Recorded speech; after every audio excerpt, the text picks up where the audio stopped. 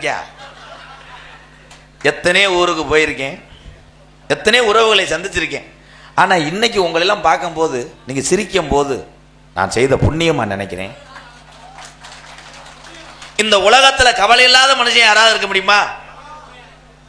இருக்க முடியாது. பிறந்த குழந்தைய தவிர எல்லாரும் கவலை தான். ஆமாண்ணா விட்டு, நான் பெரிய என்ன இதா, நான் கவலை இல்லாமல் வந்திருக்கேன். எவ்வளோ கவலை இருக்குது உங்கள்கிட்ட பேசிக்கிட்டே என் சிந்தனை உரம் உள்ளதே இருக்கும். ஏன்னா என் ஸ்டூடெண்ட் ஏதாவது லேடிஸை பண்ணி போயிடுவாங்க. ஆமாம், அது அந்த பப்புளு கெட்ட வய நாக்கிறேன், பப்புளு நாக்கிறேன் கரெக்டாக இருக்கணும். ஒரு சாங்கு பாடுவோமா? வேணாம், போடவா, ரூம் போடுப்பா.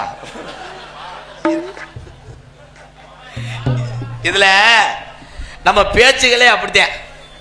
இப்போ வரும்போதே என் தம்பியை ஊரா வண்டியில் பேசியிருப்பாங்க. இன்னைக்கு யார் பப்புன்னு? எம்கேஆர். பேச்சு கொன்றுவான்டா, காமெடி கொன்றுவான்டா, ஆட்டம் கொன்றுவேன், எதையுமே நான் புழைக்க வைக்க மாட்டேன். இந்த தமிழனுடைய வார்த்தையை அப்படித்தான்.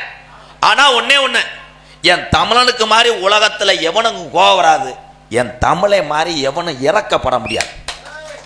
என் சிங்க எங்கள் அண்ணன் தம்பி அதே மாதிரி என் தம்பியை மாதிரி அறிவாளியாக தமிழை மாதிரி கண்டுபிடிக்க முடியாது. ஒரு பீரை கண்டுபிடிக்க எவ்வளோ கஷ்டப்பட்டேன் ஆங்கிலேய. என் தம்பி பீரு பொங்கும் போது ஒரு மிச்சரை போட்டு ஆஃப் பண்ணேன் பாரு, அவன் தான்டா தமிழன். சைனீஸ் வாங்கினா காசு செலவாயிரும்னு கம்பு கூட்டம் மோந்து வாக்க சொன்னேன் பாரு, அவன் தான்டா தமிழன். போயில வச்சா கசக்கும் போது அப்பா அம்மா பாத்துருவாங்கன்னு புளிப்பை கண்டுபிடிச்சான் பாடுறான். புளிப்புக்கு இன்னொரு பேர் வச்சிருக்கான், பேம்பஸா. சரக்குக்கு ஒரு பேர் இருக்கு, சின்ன டீயா பெரிய டீயா. சின்ன டீ குடிச்சானா வீட்டுக்கு போயிடுவேன், பெரிய டீ குடிச்சா வீட்டோட இங்கே வந்துடுவேன். இவனை தூக்கிட்டு போனோம்ல போதை ஆயிடுவாங்க.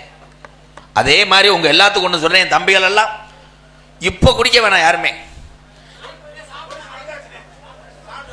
தம்பி நீ வாழ்க்கையில் ரொம்ப அடிபட்டிருக்கடா, நீ இங்கே இருக்கே கூடாது, உன்னை ஆங்காங்க ஏத்துறேன் அண்ணன். இந்த வருதுல சிங்கா, சிங்கா 100 ரூபா தானா?